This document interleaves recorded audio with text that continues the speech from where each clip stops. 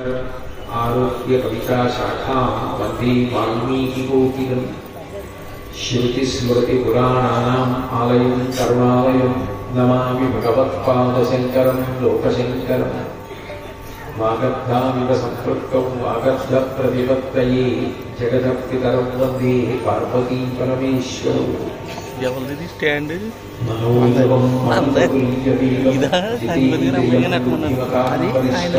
वातात्कलनं वनरयूथमुख्यं श्रीरामदूतं शिरसा नमामि आपदामपहत्कारं दातारं सर्वसम्पदां लोकाभिरामं श्रीरामं भूयो भूयो नमाम्यहम् हरिः ओम् परमेश्वरस्वरूपैः सबके नमस्कार।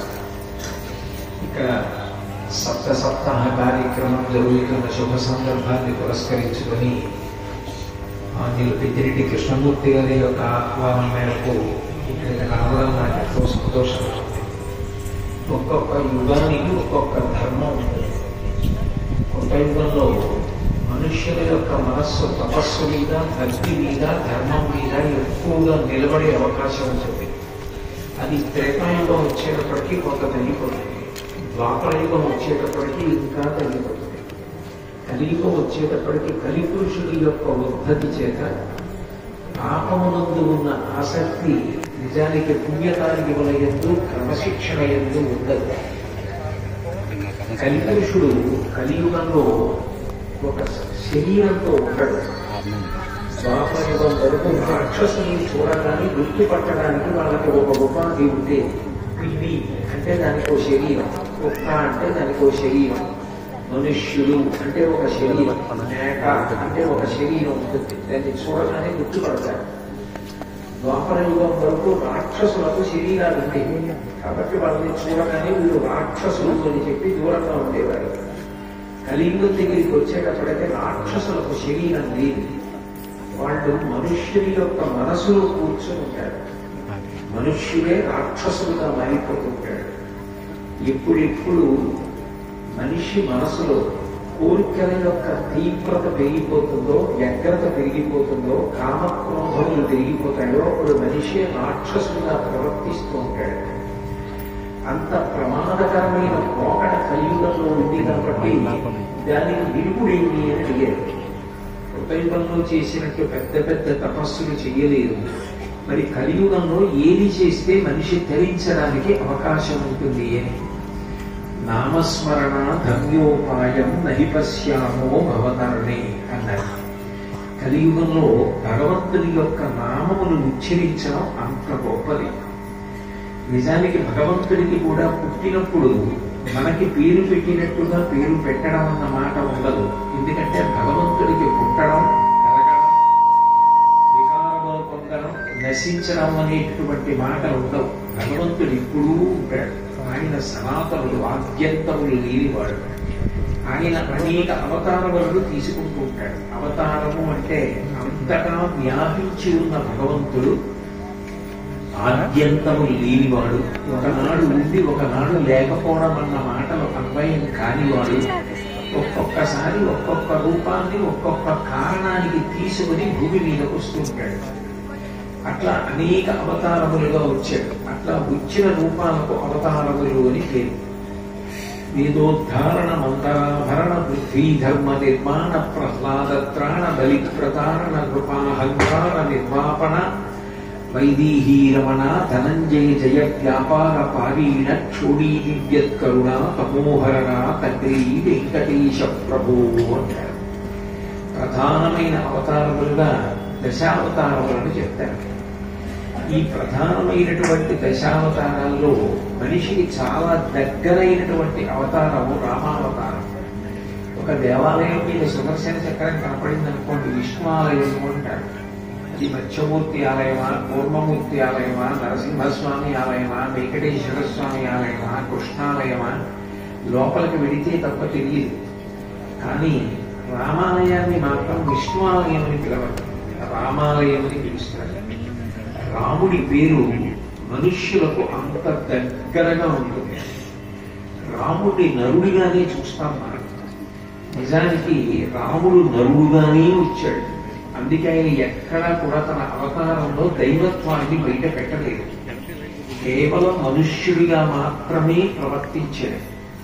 రావణాసురుడు బ్రహ్మగారి గురించి తపస్సు చేసి వరాలు అడిగినప్పుడు మిగిలిన వాళ్ళ చేతుల్లో తనకి మరణం ఉండకూడదు అని అడిగాడు. ఏదో దేవతలు, యక్షులు, గంధర్వులు, కిన్నెరులు, కింపురుషులు, నాగులు మొదలైన వారి చేతిలో నాకు మరణం ఉండకూడదు అని, నాకు మనుష్యుల చేతిలో మరణం ఉండకూడదని వరం అడగను అనలేదు. తృణభూతాహితామన్యే ప్రాణిలో అంశాదయ అన్నాడు. అసలు మనుష్యుల పీడికి వాళ్ళ చేతిలో నాకు మరణము ఉండకూడదని వరము కూడా నేను అడగను. ఎందుకంటే మనిషి అంటే గడ్డి పరకతో సమానం.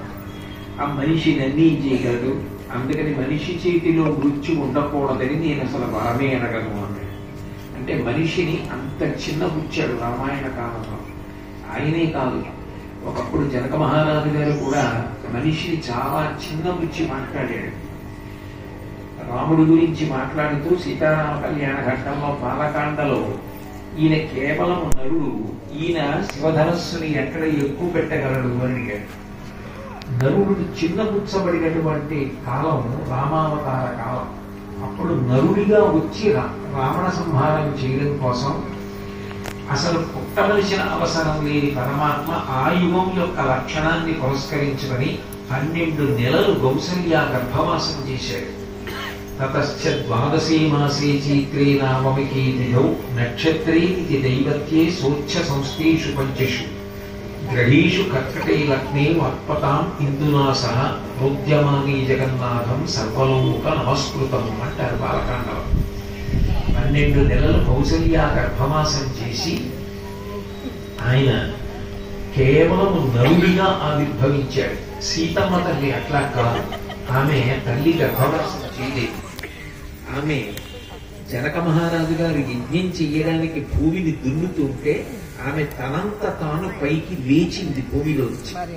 అధమే కుశత క్షేత్రం లాంగలా బుద్ధిగామయ క్షేత్రం శోభయతా లబ్ధా నామ్నా సీతీతి విశ్రుత అంటాడు జనకుడు. తాను పైకి లేచి నేను సీత అని తనకి తానే పేరు పెట్టుకుంది. అందుకని సీతమ్మ దేవకాంతగా ఉంది. రాముడు కేవలం నరుడిగా వచ్చాడు. నరుడిగా వస్తే తప్ప రావణ సంహారం చేయడం కుదరదు.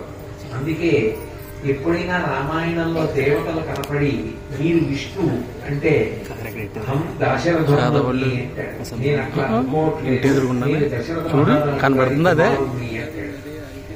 ఆయన 11,000 సంవత్సరములు ఈ భూమి మీద ఉండి రాజ్య పరిపాలన. ఒక శిష్యుడు గురువు ఎలా వినయంతో పాఠం నేర్చుకుంటాడో అట్లా విశ్వామిత్రుడి దగ్గర, వశిష్ఠుడి దగ్గర పాఠం నేర్చుకున్నాడు. తండ్రి దగ్గర ఎంత గౌరవంతో, మర్యాదతో, వినయంతో కొడుకు ప్రవర్తిస్తాడో అంత వినయంగా ఒక కొడుకుగా ప్రవర్తించాడు. సీతమ్మకి భర్తగా ధర్మాన్ని ఆచరించాడు. ఒక అన్నగారిగా ధర్మాన్ని ఆచరించాడు. ధర్మం అనేటటువంటిది నిరంతరం మారిపోతుంటుంది. సత్యము మారదు, ధర్మము మారుతుంది. నేను ఇప్పుడు ఇక్కడ కూర్చున్నాను అనుకోండి, నేను వక్త, మాట్లాడడం నా ధర్మం. మాట్లాడమన్నారు కదా అని ఏది పడితే అది మాట్లాడకూడదు. ఆ సందర్భానికి ఏది అవసరమో అది మాట్లాడాలి. అక్కడ కూర్చున్నాను అనుకోండి, మాట్లాడకుండా వినడం ధర్మం. నేను నా కొడుకు ముందు నిలబడితే తండ్రి ధర్మం, మా నాన్నగారి ముందు నిలబడితే పుత్రధర్మం, నా కోడల ముందు నిలబడితే మామగారి ధర్మం,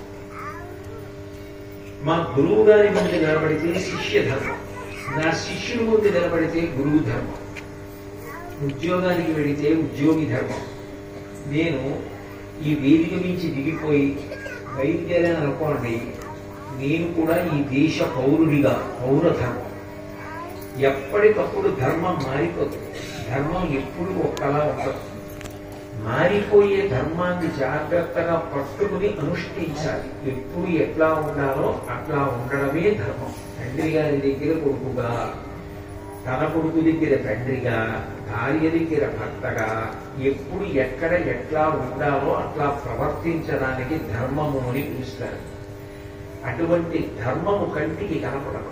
ఆ ధర్మము ఒక చోట ఆకారమును పొంది నిలబడితే అదే రామచంద్రమూర్తి అని రామాయణంలో విశ్వామిత్రుడు, సీతమ్మో, హనుమో చెప్పలేదు. ఒక రాక్షసుడు మారీచుడు చెప్పాడు, రామో విగ్రహవాన్ ధర్మ, ధర్మమే ఒక రూపమును ధరిస్తే అది రాముడు. అందుకే రామాయణంలో రాముడి గొప్పతనం అంతా ఎక్కడుంది అంటే ఆయన యొక్క గుణముల వలన వచ్చింది. మనిషిగా పుట్టిన ఎన్ని మంచి గుణములను కలిగి ఉంటాడో దాని వలన అంత శక్తిని పొందుతాడు. జటాయువు మరణించినప్పుడు గచ్చలోకాన్ అనుత్తమాన్ అన్నాడు, నువ్వు ఉత్తమ లోకాలకు వెళ్ళిపో అన్నాడు. అంటే దేవతలు వరమిచ్చినట్టుగా నరుడై పుట్టిన జటాయువుని ఉత్తమ లోకాలకు పంపించగలిగాడు. ఆయన ఎందుకు 16 పరిపూర్ణమైనటువంటి సుగుణములు ఉన్నాయి అని రామాయణం ప్రారంభం. వాల్మీకి మహర్షి ఆశ్రమానికి నారదుడు వచ్చినప్పుడు వాల్మీకి మహర్షి ఒక ప్రశ్న వేశారు, పూర్వస్మిన్ సాంప్రదం లోకే గుణవాన్ కశ్చ వీర్యవాన్ ధర్మజ్ఞశ్చ కృతజ్ఞశ్చ సత్యవాక్యో దృఢవ్రతః చారిత్రేణ చ కోయుక్తః సర్వభూతేషు పూజితః విద్వాన్ కః కః సమర్థశ్చ కశ్చైక ప్రియదర్శనః ఆత్మవాన్ కో ద్యుతిమాన్ కో అనసూయకః కస్య విభ్యతి దేవాశ్చ జాత రోషస్య సంయుగే అని అడిగారు. యుద్ధములో భయపడని వాడెవరు, ఉపకారమును పొందిన తరువాత మరిచిపోకుండా జ్ఞాపకం పెట్టుకునే కృతజ్ఞత ఉన్నవాడెవరు, ఒక కార్యాన్ని మొదలు పెడితే మధ్యలో వదిలిపెట్టని వాడెవడు, సత్యమును మాత్రమే పలికేవాడెవరు, ఎవరు కోపం వచ్చినట్టు నటించినంత మాత్రం చేత దేవతలు కూడా భయపడతారు, ఎవరి పరాక్రమము తిరుగులేది, ఎవరు తనను తాను రక్షించుకుంటూ ఎన్ని లక్షల మంది శత్రువులనైనా పడగొట్టగలరు, అటువంటి వాడు ఈ కాలమునందు ఎవరైనా మనుష్యుడున్నాడా అని వాల్మీకి మహర్షి నారదుణ్ణి అడిగితే ఉన్నాడు అని రామచంద్రమూర్తి యొక్క కథని సంక్షేప రామాయణంగా చెప్పాడు. రాముడు సకల గుణాభిరాముడు, అన్ని మంచి గుణముల యొక్క నిధి రాముడు. గుణములు ఉన్నవాడు ఏది లేకపోయినా మళ్ళీ తిరిగి పొందుతాడు. మీరు అందుకే చూడండి, రామాయణంలో రాముడు ఒక చోట ఒక మాట అంటాడు, నేను పడుతున్న కష్టం ఎంత పీడిస్తుంది అంటే ఇది అగ్నిని కూడా కాల్చేస్తుంది అంటాడు. ఎందుకని అంటే రాజ్యాభ్రంశం, తెల్లవారితే అపరాజ్య పట్టాభిషేకం అనుకుంటే రాజ్యం పోయి, వనే వాస పోయి అంతఃపురంలోనే ఉన్నానా అంటే 14 ఏళ్ళు అరణ్యవాసానికి వచ్చాను.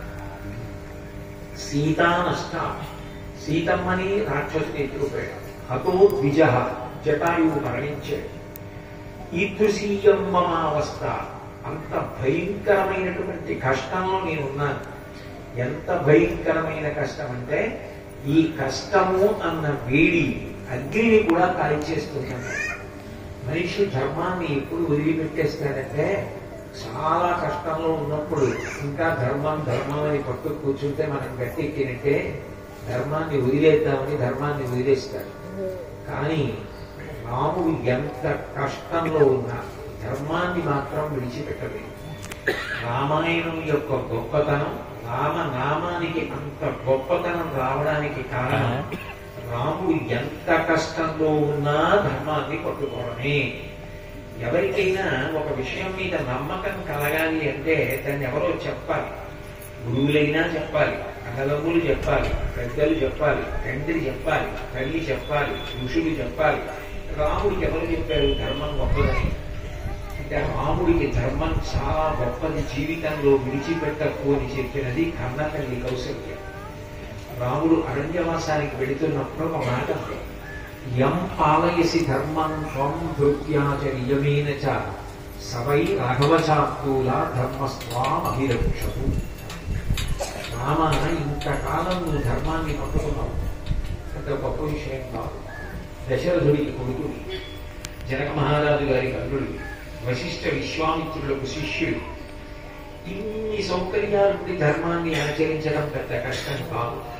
కానీ ఇప్పుడు రాజ్యాన్ని వదిలిపెట్టేస్తున్నాం, అరణ్యవాసానికి పెడుతున్నాం. తినడానికి వర్షాకాలంలో ఈ ఉండదు. గారపిండి అని గార చెట్టు యొక్క బెరడు తీసి నూరుకుని ముద్ద చేసి దాచుకుని తింటారు. అటువంటి గారపిండి ముద్ద తినాలి. జుట్టు పెరిగిపోతుంది, కాళ్ళకి చెప్పులు ఉండవు. అరణ్యవాసం చేయాలి. 14 అనేక పాములు, క్రూర మృగాలు ఉంటాయి. రాక్షసులు సంచరిస్తూ ఉంటారు.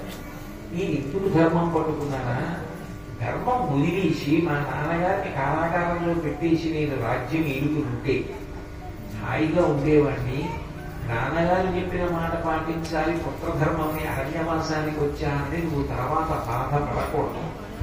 నువ్వు ధర్మాన్ని పట్టుకో, ఇప్పటిదాకా ఎలా పట్టుకున్నావో భృత్యాచ నియమేనచ, అదే నమ్మకంతో ధర్మాన్నే పట్టుకో. సవై రాఘవ శాంతుల ధర్మస్వా అభిరక్షతు, ఆ ధర్మమే నిన్ను కాపాడుతుంది. ఎంత కాపాడుతుంది అంటే యుగాలు మారిపోయినా నీ కథ చెప్పుకుంటాడు, యుగాలు మారిపోయినా నీ నామం పలుకుతాడు, యుగాలు మారిపోయినా నీ పేరే రాస్తారు, యుగాలు మారిపోయినా నీ మందిరం కట్టుకుంటాడు. అందుకే త్రేతాయుగం తర్వాత ద్వాపరయుగం వచ్చేసింది, కలియుగం వచ్చేసింది. అయినా రామాలయం లేని ఊరు ఉండదు.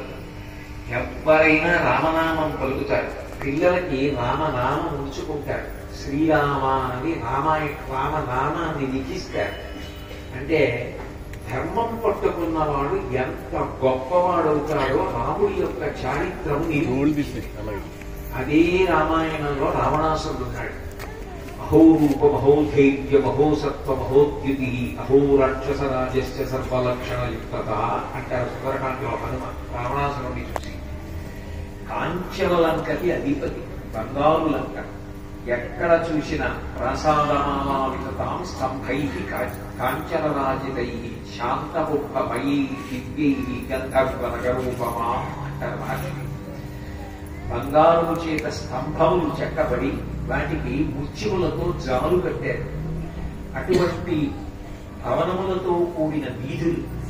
అంత గొప్ప లంకానగరం. ఎంత గొప్ప లంకానగరం అంటే లంకానగరంలో ఇళ్ళు చూసి కాదుట, ఒక కిటికీని చూసి దృష్టి తిప్పుకోలేదు.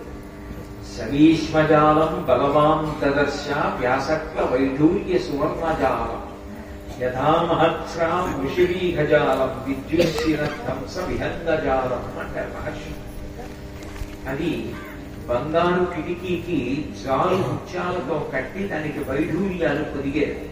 అది ఎలా ఉంటుంది అంటే నల్లటి మబ్బు మీద వర్షం వచ్చే ముందు తెల్లటి కొండల బాలు ఎగిరితే ఎలా ఉంటుందో కిటికీకున్న పరద అలా ఉంటుంది. అంటే ఒక పరదా ఒక చూస్తే కళ్ళు తిప్పుకోలేదు. అంత గొప్ప లంకారాజ్యం. దేవతల్ని కూడా గెలవగలిగినటువంటి వాడు విభీషణుడు. ఆయన యుద్ధం చేయడం మొదలు పెట్టడానికి ముందు నికుంభలా హోమం అని హోమం చేస్తాడు. ఆ హోమం చేస్తే ఆ హోమాగ్నిలోంచి ఆయనకి రథం బయటకు వస్తుంది. దాని మీద కూర్చుంటే ఇంకా ఎవరికి కనపడదు. మేఘనాథుడు అంటారు. మేఘముల వెనక ఉండి యుద్ధం చేస్తాడు. ఎన్ని కోట్ల మందినైనా పడగొడతాడు.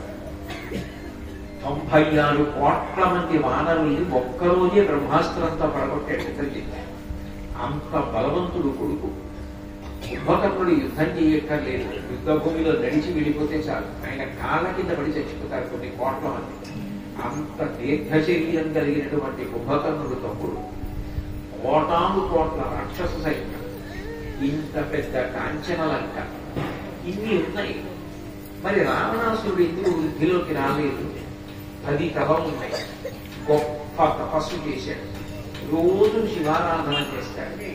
ఇన్ని చేసినప్పటికీ రావణాసురుడు రాముని ముందు నిలబడలేకపోవడానికి ఏ కారణం చేత నిలబడలేకపోయాడు అంటే, ఐహికంగా నీకు ఇక్కడ ఎన్ని శక్తులైనా ఉండొచ్చు, ఎంత అధికారమైనా ఉండొచ్చు, ఎంత బలమైనా ఉండొచ్చు, ఇన్ని కోట్ల మంది అనుచరగణమైనా ఉండొచ్చు, ధర్మము లేని నాడు ఇవేవీ నిన్ను కాపాడవు.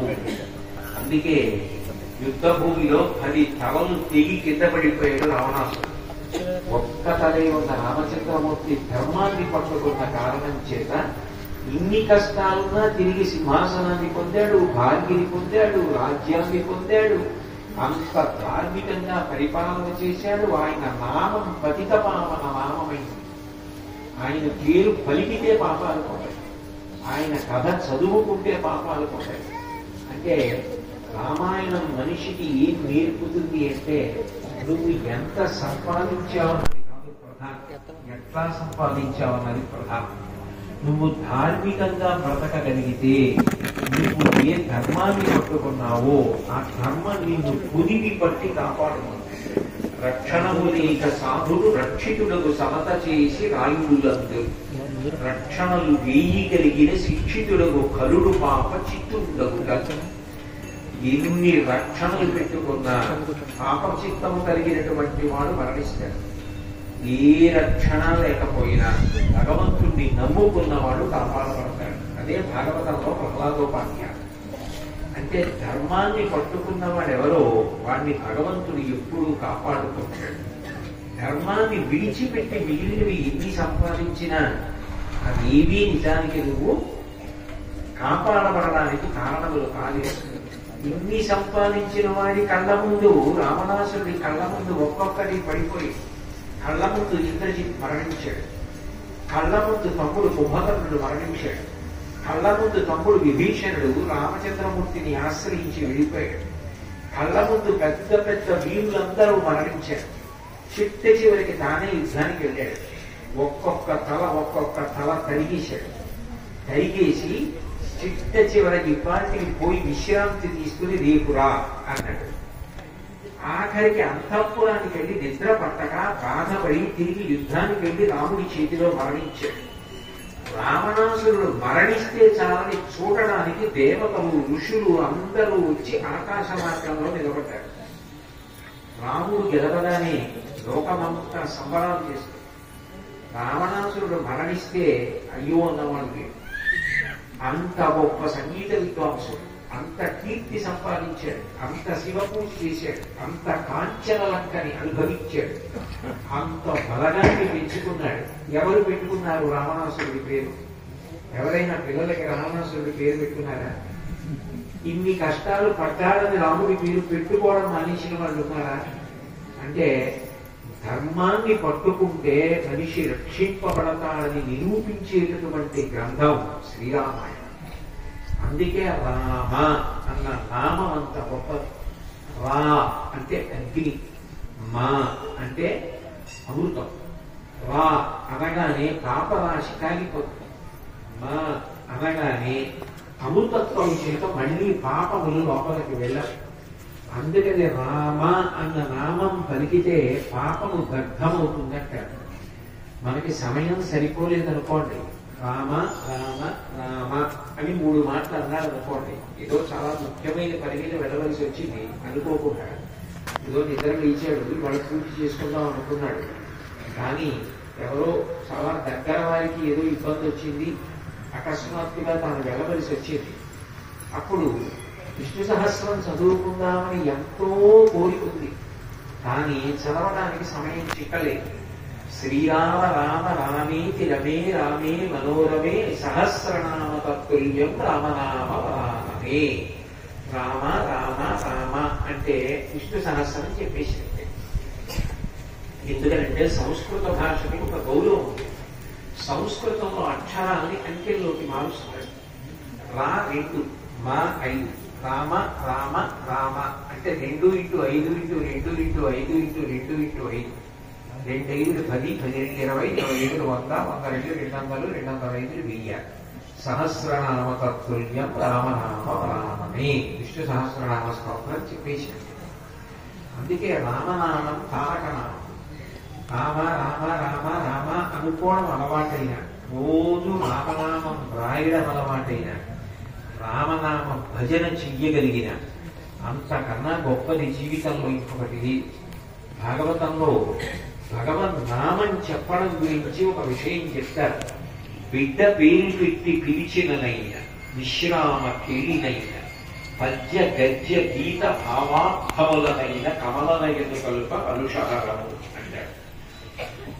ఆఖరికి పిల్లవాడికి రామ అని పేరు పెట్టుకుని ఉరే రామ ఉరే రామ ఉరే రామ అని పిల్లవాడిని పిలుస్తున్నా భగవంతుడు మాత్రం ఏదో ఒక కారణానికి రామ అన్నాడు. మరిగిపోయిన పాల దగ్గరికి వెళ్ళి చంటి పిల్లవాడు తెలియక తాగుదామని చీపెట్టి లాగితే కాలకుండా ఉంటాయా? చంటి పిల్లవాడైనా బరువు పాలు కాలుస్తాయి, పెద్దవాడు పొట్టి మీద పోసుకున్నా కాలుతాయి. భగవన్ నామం కూడా అంతే. తెలిసో తెలియకో పట్టుకుంటే దాని ప్రభావం అది చూపిస్తుంది. మీరు ఏ నామాన్ని పలికారో అది నామిని తీసుకొస్తుంది. నేను ఇప్పుడు ఇక్కడ మాట్లాడుతుంటే ఎవరో అకస్మాత్తుగా చివరి నుంచి కోటేశ్వరరావు గారు నడిచారనుకోండి, నేను చటుక్కుని తిరిగి చూస్తాను. నామి అంటే ఆ పేరున్నవాడు ఆ నామము పలికినప్పుడు ప్రతిస్పందిస్తాడు. మీరు రామ రామ రామ రామ రామ రామ అని అన్నారనుకోండి, రాముడే వస్తాడు. అందుకని భగవంతుని యొక్క నామమునకు అంత శక్తి ఉంది. అది బిడ్డ పేరు పెట్టి పిలిచిననైన విశ్రామ కేళినైన. ఆడుకుంటూ ఆడుకుంటూ మీరు శివుడి పక్షం, మేము విష్ణువు పక్షం అని శివనామాలు విష్ణునామాలు పెట్టుకుని ఆడుకున్నా సరే, పద్య గద్య గీత భావార్థములనైన ఒక పద్యం చెప్పినా, ఒక పాట పాడినా, ఒక భావం చెప్పినా అది భగవంతుని నామ సంబంధమైనప్పుడు కమలనయను తలుప కలుషహరము, అది పాపములను భంజిస్తుంది. కలియుగంలో భగవంతుని యొక్క నామం అంత శక్తివంతమైనది. రామనామం అంత శక్తివంతమని తెలిసిన్నా రామనామం పలకాలి అంటే రామానుగ్రహం ఉండాలి. లేకపోతే ఒక రోజు మొత్తం మీద రామనామం ఎంతసేపు పలుకుతాం? 84 లక్షల దేవరాశులు, 84 లక్షల దేవరాశుల్లో స్వరపీఠిక ఉండి మాట్లాడగలిగిన అదృష్టం ఉన్నవాడు మనుష్యుడు. ఆ మనుష్యుల్లో ఒక రోజు 24 గంటల్లో భగవంతుని యొక్క నామాన్ని ఇంతసేపు కలిగాను చెప్పగలిగిన వాళ్ళు ఎంతమంది వచ్చారు? 24 గంటల్లో ఎంతసేపు భగవన్నామం పలుకుతున్నాం? మనం కాదు పలకడం, దానికి కూడా పిండి పుట్టాలి. భగవద్ అనుగ్రహం ఉంటే భగవన్నామం పలకగలరు. అందుకే రామదాసు గారు నేను పలుకుతాను రామనామం అనలేదు. రామా నా చేత రామనామం పలికించవయ్యా. అరుణకు విభీషణులకు అద్రిజకున్ తిరుమంత్రరాజమై కరికి నహల్యకు ద్రుపద కన్యకు నాత్తి హరించు చుట్టమై వరగిన ఎట్టిని పతిత పావన నామము నాకు జిప్పపై నిరంతరము రటింపచేయుమిక దాశరథి కరుణాపయోనిధి అన్నాడు. ఈ నామం నా నాలిక మీద నర్తన చేయించవయా, నా చేత పలికించవయా రామ అన్నాడు. ఆ భగవంతుని యొక్క నామం పలకడం అంత గొప్ప విశేషం. నామమును ఎవరు పట్టుకున్నారో వాళ్ళ దగ్గరికి నామి వస్తాడు. అంతేకాదు, రామనామం ఒక్కదానికి ఇంకొక అదనపు గొప్పతనం ఉంది. రామనామం ఎక్కడ పలుకుతారో అక్కడికి హనుమ వస్తాడు. ఎందుకంటే శ్రీరామాయణం ఉత్తరాఖండ జరిగితే అందులో ఒక విషయం ఉంటుంది. రామచంద్రమూర్తి అవతార పరిసమాప్తి చేసి సరయూ నదిలో ప్రవేశిస్తూ అందరినీ కూడా నేను అవతార పరిసమాప్తి చేస్తున్నాను, మీరు నాతో వస్తే వచ్చేయండి అన్నాడు. ఆయనతో పాటు వెళ్ళిపోయిన వాళ్ళు సరయూలో మునిగి ఉత్తమ లోకాలకు వెళ్ళిపోయారు. హనుమ దగ్గరికి వెళ్ళి అడిగారు రామచంద్రమూర్తి, హనుమ నువ్వు కూడా వస్తావా అని అడిగారు. అడిగితే హనుమ అన్నారు, నేను రాను, నన్ను విడిచిపెట్టి ఉండగలవా అని అడిగారు. మీ కథ, మీ నామం మీరు కాదు. మీ కథ ఎక్కడ చెప్పబడినా, మీ నామం ఎక్కడ పలకబడినా నేను అక్కడికి వెళ్ళి కూర్చుంటాను అంటే రాముడప్పుడు హనుమకి వరమిచ్చాడు. మత్కథా ప్రచరిష్యంతి యావల్లోకే హరీశ్వర తావద్రవస్య సుప్రీతో మద్వాక్యం అనుపాలయం. ఎక్కడెక్కడ రామ కథ చెప్పబడుతుందో, ఎక్కడెక్కడ రామనామం పలుకుతారో అక్కడికి నువ్వు వెళ్ళి కూర్చో. అందుకే ఎత్ర ఎత్ర రఘునాథ కీర్తనం తత్ర తత్ర కుటమస్తకాంజలి బాష్పవారి పరిపూర్ణలోచనం మారుతి నమతరాక్షసంతకం. ఎక్కడ ఎక్కడ రఘునాథ కీర్తనం రామనామము కీర్తింపబడుతుందో అక్కడక్కడ హనుమ వచ్చి తల ఉంచి కన్నుల వెంట ఆనంద భాష్పాలు కాలుతుండగా కూర్చుంటాడు. అంటే హనుమ వస్తే ఏమిటండి ఏమవుతుందని మీరు అడగచ్చు. హనుమ ఎక్కడ ఉంటే అక్కడ చచ్చిపోయే వాళ్ళు కూడా బ్రతుకుతారు. అందుకే లోకంలో అత్యంత శక్తివంతమైనవిగా 3 చెప్తారు. 1 సుందరకాండ, 2 సౌందర్య లహరి, 3 రుద్రమంత్రములతో రుద్రాధ్యాయంతో శివాభిషేకం. ఈ 3 అంత గొప్పవి అని చెప్తారు. హనుమ ఎక్కడికి వస్తే అక్కడ చచ్చిపోయే వాళ్ళు బ్రతుకుతారు అనడానికి మీరు రామాయణం పరిశీలిస్తే రామాయణంలో ఆయన కిష్కింధకాండలో మొట్టమొదట కనపడతాడు. సుగ్రీవుడు రామలక్ష్మణులు ఇద్దరు నదులు కాబట్టి అట్లా పంపానదీ తీరంలో వెళ్ళిపోతుంటే అన్నగారు వాలి పంపించాడేమో, తనని చంపడానికి వచ్చాననుకుని భయపడిపోయి చెట్ల కొమ్మలెక్కి దూకుతూ ఉంటాడు సుగ్రీవుడు.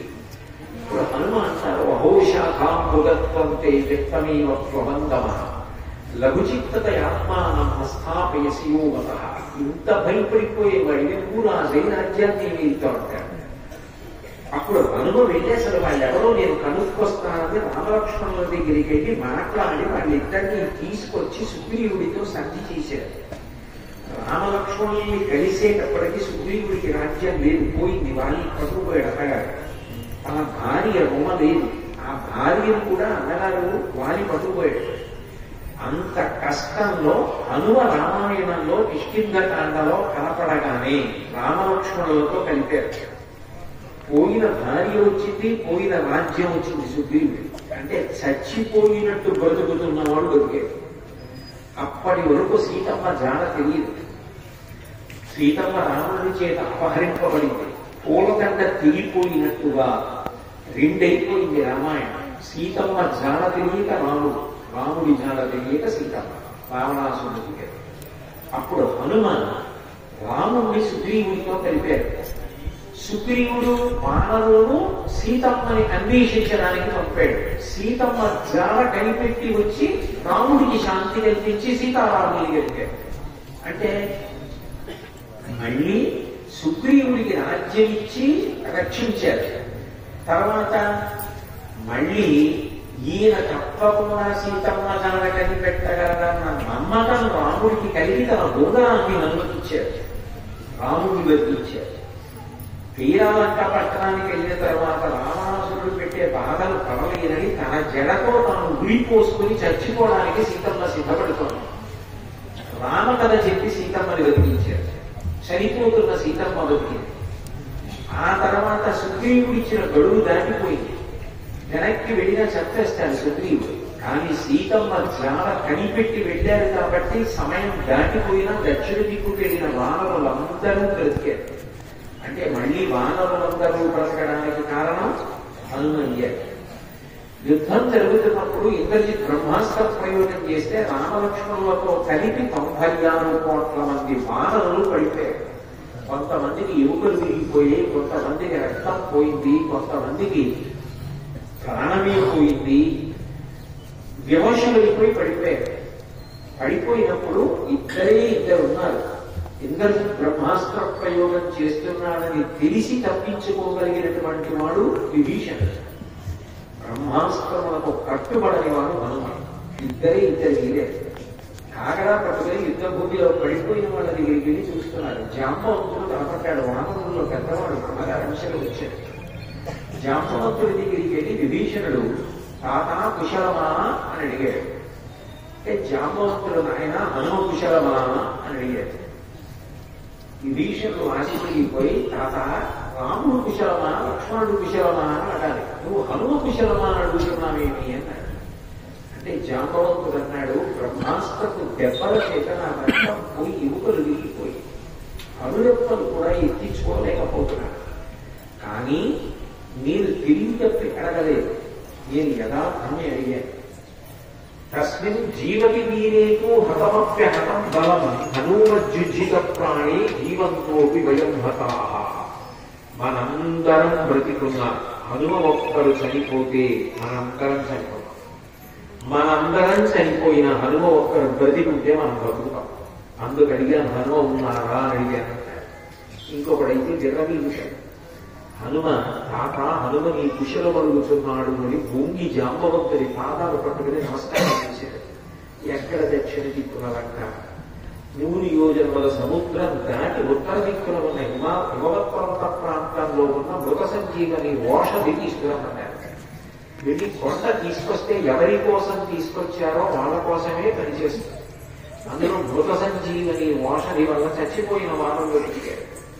విషల్యకరణ బాణపు ములుకులు లోపల ఉండిపోయిన వాళ్ళకి ములుకులు ఊరికేత పడిపోయాయి. సవర్ణకరణ రక్తం పోయిన వాళ్ళకి రక్తం పట్టి మళ్ళీ ఉత్సాహంతో లేచిపోయారు. సంధానకరణ ఎముకలు విరిగిపోయిన వాళ్ళకి ఎముకలు అట్టుకుపోయి మళ్ళీ లేచారు. చచ్చిపోయారు 96 కోట్ల మంది. యుద్ధంలో గెలిచామని రావణాసురుడు విజయఘంగా మోగిద్దాం అనుకునేలోగా మళ్ళీ 96 కోట్ల మంది లేచి జై శ్రీరామ్ అంటూ నిల్చున్నాడు. ఇంతమంది వెలిగించిన వారు హనుమ. సీతమ్మ క్షేమవార్త రాముడికి చెప్పి రాముడిని బ్రతికించినది ఎవరు? హనుమ. సుగ్రీవుడిని కాపాడింది ఎవరు? హనుమ. లక్ష్మణస్వామి ఊర్చిపోతే మళ్ళీ సంజీవని పర్వతాన్ని తెచ్చింది ఎవరు? హనుమ. ఇంద్రజిత్ యుద్ధంలో గెలవకుండా చేయడానికి ఇంద్రజిత్ దృష్టి మరణించి హోమం పూర్తవకుండా బయటకు వచ్చేట్టు చేసి ఇంద్రజిత్ మరణించి రాముడు గెలవడానికి కారణమై రాముడి ప్రాణములు కాపాడిందెవరు? హనుమ. 14 పూర్తయిపోయిన తర్వాత నువ్వు రాకపోతే నేను ప్రయోగవేశం చేస్తానని సిద్ధపడుతున్న భరతుడి దగ్గరికి వెళ్ళి రాముడు కుచమీ నక్షత్రంలో వచ్చేస్తున్నాడు, తొందరపడకని రాముడి క్షేమవార్త చెప్పి భరతుడిని మళ్ళీ ప్రాణాలతో నిలబెట్టినాడు ఎవరు? హనుమ. హనుమ ఎక్కడికి వెళితే అక్కడ చచ్చిపోయేవాడు కూడా బతుకుతాడు. అంత గొప్పవారు భక్తులు. ఆ హనుమ రావాలి అంటే ఆయన పొందితే కాదు. ఆయన మహావిద్వాంసుడు, నవవ్యాకరణ పండితుడు, బుద్ధిమతాం వరిష్టం. ఆయన పొగట్టలు ఎక్కర్లేదు. కానీ ఎక్కడెక్కడ రఘునాథ కీర్తనం రామనామ సంకీర్తనం జరుగుతుందో అక్కడికి హనుమ వచ్చి కూర్చుంటాడు. మీరు 49 రోజుల పాటు రాత్రి ప్రబళ్ళు రామచంద్రమూర్తి యొక్క నామాన్ని నిద్ర కూడా వదిలిపెట్టి కలుగుతుంటే హనుమ రాకుండా ఎలా ఉంటాడు? హనుమ వచ్చిన తర్వాత మీ అందరికీ రక్షణ కాకుండా ఎలా ఉన్నది? ఆ హనుమని చూడగానే సీతారాములు ఎంత ఆనందపడిపోతారు. సీతారాములంతా ఆనందపడిపోయిన ప్రదేశంలో అందరికీ శాంతి సౌభాగ్యాలు తప్ప కష్టాలు ఎందుకుంటాయి? ఇన్నిటికి కారణమయ్యే రీతిలో నామ సంకీర్తన చేయడం చేత రామ రామ రామ రామ రామ అని పిలిచిన కారణం చేత రాణి అయిన రాముడే వస్తే మనలో ఉన్న దుర్గుణములు తొలగిపోతాయి. మనలో ఉన్న దుర్గుణములు తొలగిపోతే మనకి కూడా ధర్మం మీద నమ్మకం కలుగుతుంది. ధర్మం తప్పి సంపాదించింది మనకి కాపాడడం, ధర్మం పట్టుకుంటే మనకి కాపాడబడడం అని అందరూ ధార్మికంగా జీవించడం మొదలుపెట్టారనుకోండి, శాంతి సౌభాగ్యాలు తప్ప ఏముంటాయి? ధార్మికంగా బ్రతకడం అలవాటైందనుకోండి, ఒక మనిషిని దోచుకోకుండా ఉంటే, ఒక మనిషిని ఇబ్బంది పెట్టకుండా ఉండగలిగితే ఇంకా అంతకన్నా ఏం కావాలి? అది కావాలి అంటే రామనామం కావాలి, రామనామ భజన కావాలి, రామాయణం కావాలి. అందుకే ఎంత కాలం ఈ లోకంలో రామాయణం చెప్పబడుతుందో, ఎంత కాలం రామ కథని నమ్ముతారో, రామనామం పలుకుతారో అంత కాలమే మనుష్యత్వం ఉంది. అంత గొప్పది రామాయణం, అంత గొప్పది రామ కథ, అంత గొప్పది రామ. అటువంటి రామనామాన్ని మీరు సప్తానంగా 49 రోజుల పాటు చక్కగా భక్తి శ్రద్ధలతో అందరూ కూర్చుని భజన చేశారు.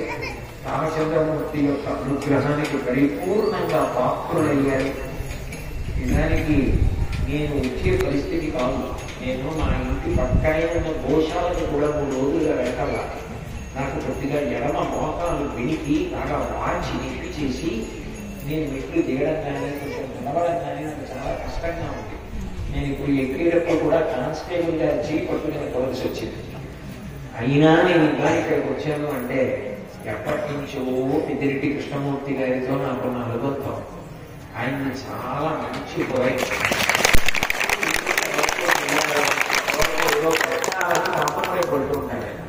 పాపం అంత మంచి ఆయన ఇంత ఉత్సవం చేస్తున్నారు, గురువు గారు రండి రండి రండి అని అంత వెంటలాడారు. ఎలాగో అట్లా వెళ్దామని చెప్పేసి వాళ్ళది నెప్పెట్టకుండా అరగంట సేపు వేడి నీళ్లు తాపడం చూసి దానికి నీకే వేసి ఎలాగో అలా కష్టపడి ఇక్కడికి రావడం వచ్చినందుకు నేను పొందిన అదృష్టం ఏంటంటే 49 రోజుల పాటు రామనామం కలిగిన మీ అందరి ముఖాలు చూశాను. ఇంకా ఇంతకన్నా నా జీవితానికి సౌభాగ్యం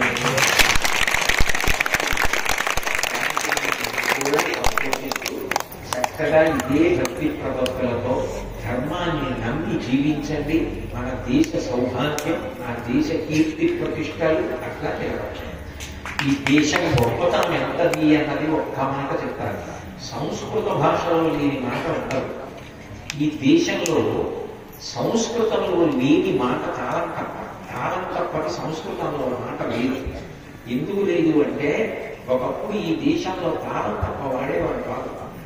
ఎక్కడికన్నా వెళితే ఇంటికి తాళం వేయడం అన్న అలవాటు లేదు. పరద్రవ్యాన్ని వస్తారు ఒకరి సొమ్ము ఒకరు సహాయించేవారు కాదు. అంత గొప్ప దేశం. అందుకే ప్రపంచవ్యాప్తంగా ఈ దేశం పేరు చెప్తే నేల మీద పడి నమస్కరించారు. అటువంటి దేశం యొక్క పేరు ప్రతిష్టలు దేశం నిలబెట్టబోదు, మనం నిలబెట్టాలి. ఒక ఇంటి గౌరవాన్ని ఇంటి బిడ్డలు నిలబెట్టాలి. నా గౌరవము నేను కాదు నిలబెట్టుకునేది. నా గౌరవానికి తగినట్టు నా కొడుకు ప్రవర్తించలేదనుకోండి, ఏమంటే ఆయన వీధిలోకి ఎక్కేది ప్రవచనాలు చేస్తారు, వాళ్ళ అబ్బాయి ఎలా ప్రవర్తిస్తున్నాడని నన్ను అంటారా అంటారా. నా గౌరవం నా కొడుకు నిలబెట్టాలి, మా నాన్నగారి గౌరవం నేను నిలబెట్టాలి, మన దేశ గౌరవం మనం నిలబెట్టాలి. మనం నిలబెట్టడానికి రామాయణాన్ని ధర్మాన్ని నమ్మాలి, నమ్మి ధార్మికంగా జీవించాలి. ఆ రామనామం పట్టుకుంటే ధార్మిక జీవనం అదే అలవాటు. మనందరం అటువంటి శాంతి సౌభాగ్యాలతో భారతమాత గర్వపడే పౌరులుగా బ్రతికే అదృష్టాన్ని ఆ సీతారాములు తమ నిర్హేతుక కృపా కటాక్ష వీక్షణముల చేత మనకు అనుగ్రహించుగాక అని ప్రార్థన చేస్తూ, ఎండ బాగా వేడి ఎక్కిపోతోంది, పాపం చిన్న పిల్లలతో కూడా అలా నిలబడి కూర్చుని వాళ్ళు ఇబ్బంది పడుతున్నారు తల్లులు. మీరు ఇంత ప్రేమతో నేను వేళ కాని వేళలో వచ్చినప్పటికీ కూడా చీకటి పడ్డాకైతే ఎక్కడన్నా కొనుక్కొని ఏదైనా కనపడక పన్నుకు పడితే ఇబ్బంది అని నేను బయటికి వెళ్ళవచ్చాను. సాయంకాలం వస్తా సాధారణంగా ప్రవచనాలు. ఇది ఒక్కటే వేళ మార్చుకుని వచ్చాను. నా మీరు రావడంలో కొంచెం ఎండ వేళలో రావడం వల్ల మీకు ఇబ్బంది కలిగి ఉంటే పెద్ద మనసులో ఇబ్బంది పెట్టకూడదు. ఇక్కడితో పూర్తి చేస్తూ సెలవు తీసుకుంటున్నాను. గాలి మాత్రం మీద పడ్డం కానీ కాళ్ళ మీద పడ్డం కానీ దయచేసి చేయవద్దు అని ప్రార్థిస్తూ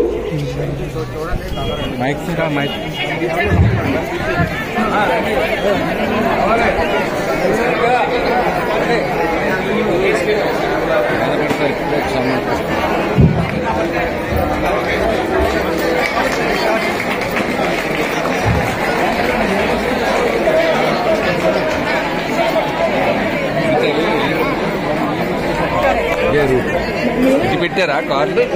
అటు పెట్టారా? ఎవరు కూడా మాట్లాడవద్దు అసలు. ఒకసారి అనుకో, కూర్చోను. స్వస్థ ప్రజాభ్య